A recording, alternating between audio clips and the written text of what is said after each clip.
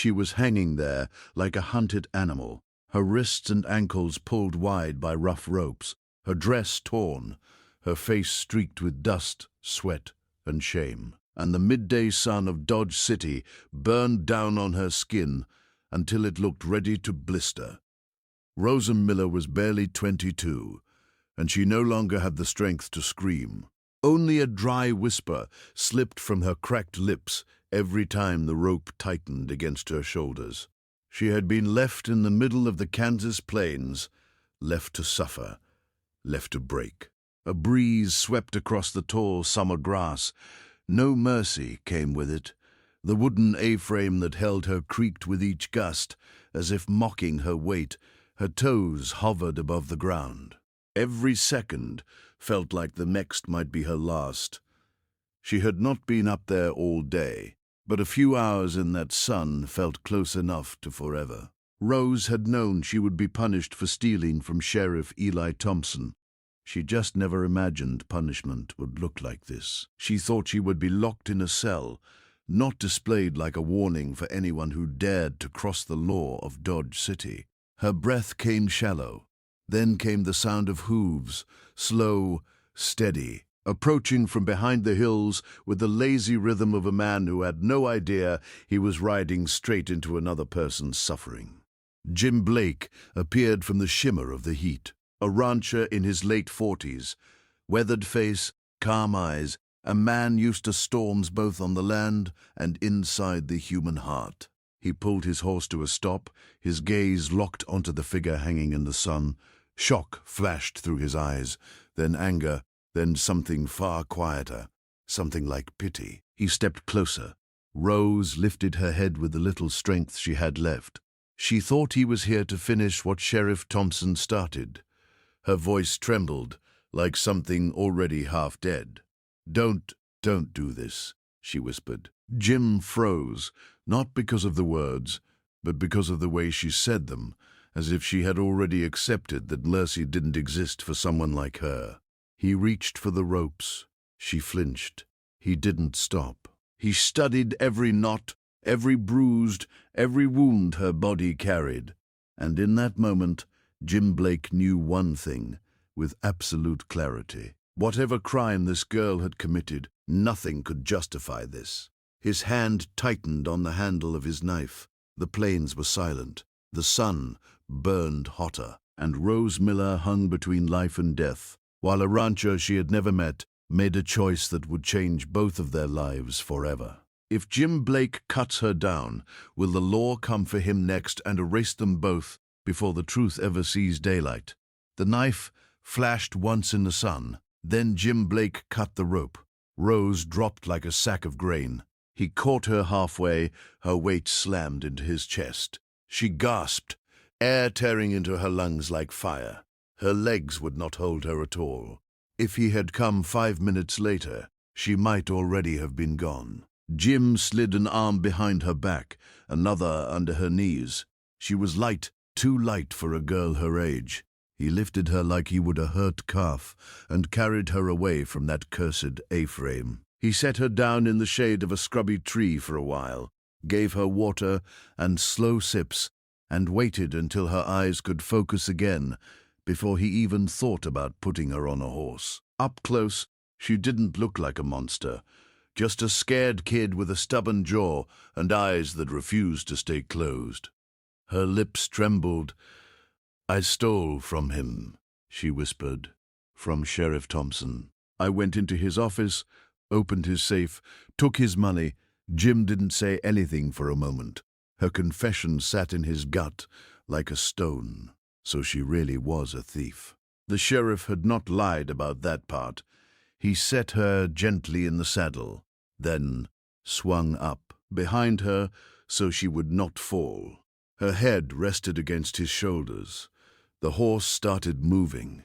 He could feel every shiver that ran through her. "You know he had every right to put you in a cell," Jim said quietly. "A cell?" she answered, voice rough. "Not a rope, in the middle of the prairie." That shut him up for a good long while. They followed the Arkansas River, the water glinting beside them. Jim kept his eyes on the trail, but his mind was a storm. He respected the law. This land turned wild without it. Yet what he had just seen didn't feel like law. It felt like cruelty dressed up as justice. By the time they reached the low hills where his ranch sat, the sun was dipping. The small house came into view. One porch, one chimney, smoke curling lazy from the top. Jim carried Rose inside and laid her on his own bed. He poured water in a basin, tore an old shirt into strips, and started cleaning the rope burns on her wrists. She winced but didn't pull away. "Tomorrow I will take you in," he said finally. "You stole. You answer for that. But inside a courtroom, not hanging like a trophy." Rose stared at the ceiling. There was something else pressing behind her eyes, something darker than simple theft. But she swallowed it down. Why tell this man that she had seen Sheriff Thompson do something far worse than anything she had done herself? For tonight, she would just be a thief who got lucky. Jim would just be a rancher who could not walk past suffering. Outside, the Kansas sky turned red and gold. And somewhere far off, a lone rider started asking questions about the girl who had gone missing from his rope. When that rider reaches this ranch, whose side will Jim Blake stand on? Morning on the Blake Ranch started quiet, too quiet for what was coming. Jim was up before the sun like always. He fed the horses, checked the water trough, tried very hard not to look at the bedroom door, where Rose was sleeping in his bed while he took the old cot by the stove. He told himself this was simple. He would take her back into town. He would stand beside her in front of the judge. The law would do what the law was meant to do. No more ropes in the middle of the prairie. That neat little plan lasted right up until he heard horses coming fast up the lane. Not a wagon, not a neighbor, 3 riders, one hard thudding rhythm. Jim stepped out on the porch, wiping his hands on his trousers. Sheriff Eli Thompson reined in at the gate with 2 deputies behind him. Dust rolling up around all 3 horses, those sharp little eyes took in the house, the barn, the tracks. Then they settled on Jim. "Morning, Blake." The sheriff smiled, but it never reached his eyes. "Seems somebody cut down my thief." Jim felt the lie rising in his throat and dying halfway, so he settled for the truth. "I found a girl hanging where buzzards circle. I brought her here so she didn't die like a dog." "You interfered with evidence," Thompson said. "She belongs in my jail." The smile was gone now. Jim shook his head. "She belongs in a courtroom. What you did wasn't justice." For a second, they just stared at each other. Old rancher on the port, man with a badge in the yard, the kind of moment that decides what kind of men they really are. Inside, Rose stood barefoot just behind the door, every muscle tight. She could hear every word. She knew that voice. She could still taste the dust from his rope. If he took her back, there would be no trial, no second chance. Just one more ride into the heat and a quiet grave no one bothered to mark. Her heart hammered. Her mouth went dry. She grabbed the doorframe to steady herself, then slipped into the kitchen as the men argued. When Jim finally stepped back inside, his jaw was locked so tight it looked painful. "He wants you back, Jim's aide. He says the rope was legal. Word was already running through Dodge City that Jim Blake had cut down the thief. Some folks called him crazy, but most said the sheriff had been shamed in front of the whole town." Rose looked at him, really looked at him. This man had risked himself once already just by cutting her down. If she kept silent, he would walk right back into the sheriff's trap with her if she told the truth. Both of them might never see another sunrise. Her voice came out in a hoarse whisper. "Jim, I did steal, but I stole the wrong thing. I took money that was never his to keep, and I saw what he did to the man it belonged to." Jim stared at her. "What did you seek, Rose?" She took a breath, that shook her whole body, because once she answered that question, there would be no going back for either of them. Before we follow Jim and Rose down this dark trail, go ahead and hit subscribe so you don't miss what happens next. And while you are here, take a sip of your coffee or tea and tell me in the comments what time is it right now and where are you listening from. Rose didn't look at Jim when she answered. She stared at the old wood floor like the truth was written there. "I was cleaning the office," she said late. Sheriff thought I had gone home, her hands twisted in her skirt. "I heard a man come in," she said. "Not army, just a trail-worn fellow in a dusty coat with a Wells Fargo badge on his vest. He had a leather bag on his shoulder. They argued about money, about cash that was supposed to ride the rails, and never got there." Jim said nothing. He could hear his own heartbeat. "Then I heard the gunshot," Rose whispered. "Just one." The messenger hit the floor. Sheriff stood there with smoke coming off his pistol like it was nothing at all. She swallowed hard. He wrapped the body in a tarp, loaded it in a wagon, and drove out past the last houses down by a cutbank on Tal. Arkansas River, where folks don't go much anymore. That leather bag ended up in his safe. Same bag I stole from. I thought I was just robbing a greedy man.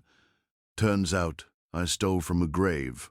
Silence settled thick in the room. Jim had seen bad men in his life. Cattle, thieves, bat, drifter, but a lawman killing a messenger for money, then hanging a girl to cover it. That's that different. "If we stay here," Rose said, "he will come back with a rope and a story, and only one of those will be true." Jim rubbed his face, then looked toward the window where the sheriff had written in. "Fort Dodge," he said quietly. "Soldiers there know the railroad men. They will care if a Wells Fargo bag goes missing and the sheriff doesn't own their ear." By sundown, they were in the saddle. Jim tied a small bedroll behind his horse, tucked the stolen pay deep under his coat, and helped Rose up in front of him. She still moved like every step hurt, but her voice was steady. "If we do this, there is no going back," she said. "There was no going back the moment I cut you down," he answered. They followed the Arkansas River again. This time not at a walk, but at a hard, urgent run. Behind them, on the ridge near the Blake Ranch, Sheriff Thompson watched two tiny figures riding west, dust curling up behind them. His two deputies shifted in their saddles, waiting for his word. He didn't need a spyglass to understand if they reached the fort. His rope tricks were finished. His whole life was finished. He spurred his horse so hard it screamed and motioned for one deputy to ride with him, while the other circled back to cover their tracks. 3 guns chasing one rancher and one girl who knew far too much. Night began to fall as Jim and Rose saw the first lanterns of Fort Dodge in the distance. Hoofbeats thundered closer behind them. If the soldiers at that gate believe the sheriff before they believe a thief and an old rancher, what do you think happens on that dark road next? At the edge of the fort, a sentry stepped forward with his rifle. He shouted for them to stop. Jim hauled on the rein so hard the horse slid. Rose almost slipped from the saddle. The sentry didn't care who they were. He cared that it was near dark and 3 riders were making noise at his gate. Sheriff Thompson came in a heartbeat later with 2 deputies behind him, their horses lathered with sweat, his badge catching the last of the daylight. Everybody started talking at once, the sheriff waving his badge, Jim holding up his empty hands, Rose barely holding on to the saddle horn. The sentry did what a good soldier does. He shut the gate. He separated them. And he sent for an officer. "That girl is a thief," the sheriff snapped. "The old man is hiding her. I am here to bring her back to Dodge City Justice." Maybe that would have worked any other day. But Jim Blake had not ridden all this way to stay quiet. He slid off the horse, legs shaking, lungs burning, and pulled the heavy leather paybag from under his coat. He tossed it at the soldier's feet. "That is Wells Fargo money," Jim said. "Their rider never made it to the rails." She saw why. Every eye turned to Rose. She could have stayed silent, could have slipped back into the shadows, and let her chance die right there. Instead, she slid down from the saddle and stood beside Jim. Her voice shook, but it didn't break. She told them about the gunshot in the office, about the Wells Fargo man hitting the floor, about the body hauled out of town under a tarp toward the lonely cut bank on the river. The officer didn't rush to judgment. Papers were taken. Names were written down. A telegram was sent down the line to ask if a messenger had gone missing on that road. For the next few days, Jim and Rose were kept inside the fort. Not as prisoners, but not exactly free either. They answered the same questions more than once. The story didn't change. When word came back that a Wells Fargo rider and his cash had vanished weeks earlier, the captain sent 10 men to Dodge City, with Jim and Rose riding along under guard. Men like that don't forget the dead. Faces hardened, rifles lifted. And for the first time in a long time, the sheriff found himself staring down barrels that were not on his side. They rode back to Dodge City with a small squad of soldiers and a federal man from the fort. They dug where Rose said to dig, along a lonely cut bank on the Arkansas River.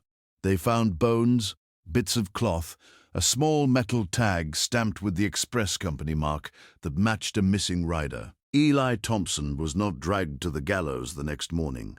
He was arrested and taken east, under guard. Few months later, he stood in a courtroom in Topeka and faced a judge who didn't owe him any favors. As for Jim and Rose, they rode home, not as outlaw and captor, but as two people who would walk through the same fire and somehow come out standing. Rose worked the Blake Ranch to pay back what she had stolen, and a little more. She learned to tie ropes for colts, not for punishment. On quiet evenings, she and Jim sat on the porch, watching the Kansas sky cool from gold to purple, saying very little, needing even less. Maybe that is the real heart of this story. Sometimes, justice only happens because one stubborn soul refuses to look away from someone else's pain. Sometimes the person everyone calls a thief is the only one brave enough to tell the truth. If you had ridden past that lonely frame that day, would you have cut Rose down, knowing trouble would come hunting you next? Have you ever seen something wrong and had to decide whether to stay quiet or stand up? If this story stirred something in you, tap like so, more folks can find it. Hit subscribe so you don't miss the next ride out into the Old West with us. And before you go, pour yourself another cup of coffee or tea and tell me in the comments what time is it right now and where are you listening.